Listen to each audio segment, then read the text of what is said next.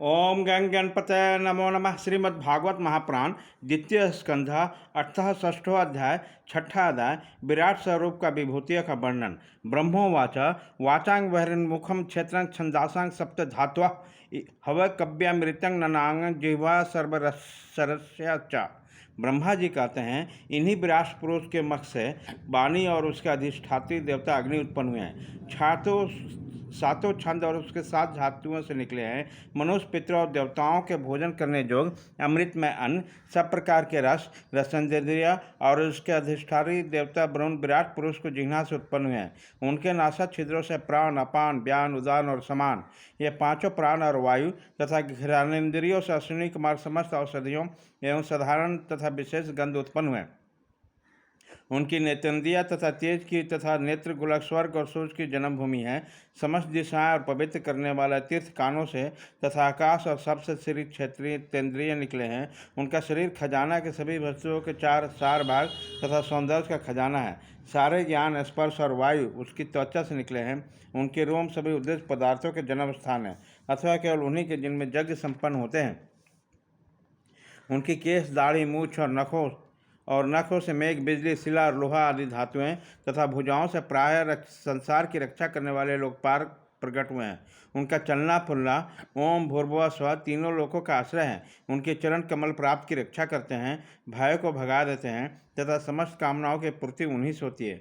विराट पुरुष का लिंग जल, वीर, श्रेष्ठ, मेघ और प्रजापति आधार है। उनकी जननेन्द्रियां मैथुन जनित आनंद का उद्गम है। नारद जी, विराट पुरुष की पायु इंद्रियां यम, मित्र और मलत्याग तथा गुद्दा द्वार, हिंसा, नेतृत्व, मृत्यु और नरक का उत्पत्ति स्थान है। उनके पीठ से पराजय, अधर्म और अज्ञान, नाड़ियों से नदनद और हड्डियों का पर्वतों का निर्माण हुआ है।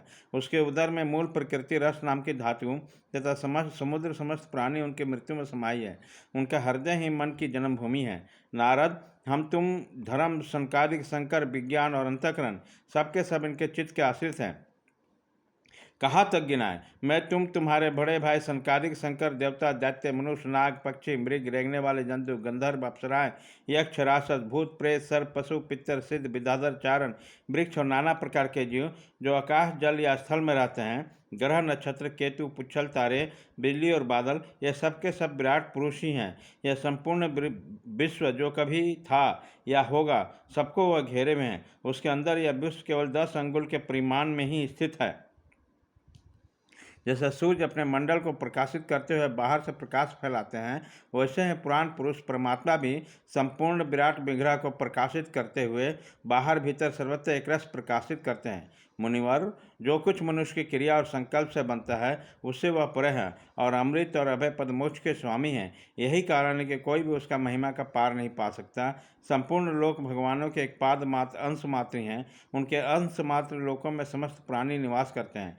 भूलोक, भूर्वलोक और स्वर्लोक के ऊपर महरलोक है। उसके ऊपर भी जन, तप, सत्यलोक में कर्म से अमृत, क्षेम एवं अभय का नित्य निवास है। जन, तप और सत्य, इन तीनों लोकों में ब्रह्मचारी, वानप्रस्थ एवं सन्यासी निवास करते हैं। दीर्घकाली ब्रह्मचर्य से रहित गृहस्थ भूलोक, भूर्वलोक और स्वर्लोक के भीतर ही निवास करते हैं। शास्त्र में 2 मार्ग बतलाए गए हैं। एक विद्या रूप कर्म मार्ग जो सकाम पुरुष के लिए है, दूसरा उपासना रूपी विद्या का मार्ग जो निष्काम उपासकों के लिए है। मनुष्य को दोनों में किसी एक का आश्रय लेकर भोग प्राप्त कराने वाले दक्षिण मार्ग से अथवा मोक्ष प्राप्त कराने वाले उत्तर मार्ग से यात्रा करता है। किंतु पुरुषोत्तम भगवान दोनों का आधारभूत हैं। जैसा सूर्य अपने किरणों से सबको प्रकाशित करते हुए भी सबसे अलग है, वैसे हैं जिन परमात्मा से अंड की और पंचभूत और एकादश से इंद्र और गुणमत विराट की उत्पत्ति हुई है, वह प्रभु भी इन समस्त वस्तुओं के अंदर उनके रूप में रहते हुए भी सर्वथा अधीत है। जिस समय विराट पुरुष के नाभि कमल से मेरा जन्म हुआ, उसी समय पुरुष के अंगों के अतिरिक्त मुझे और कोई भी यज्ञ सामग्री नहीं मिली। भाग 1 खत्म।